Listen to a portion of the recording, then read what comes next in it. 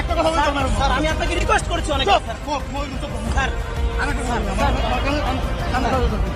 হাঁটতে সমস্যা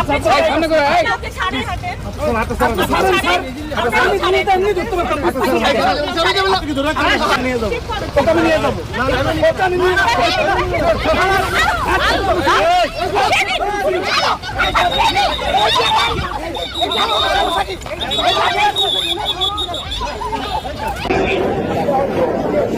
মাত্র 100 ছেলে কোথাও হলো নাকি প্রথমে আসলে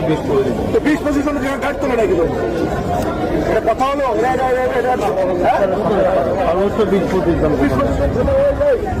আজকে এখান থেকে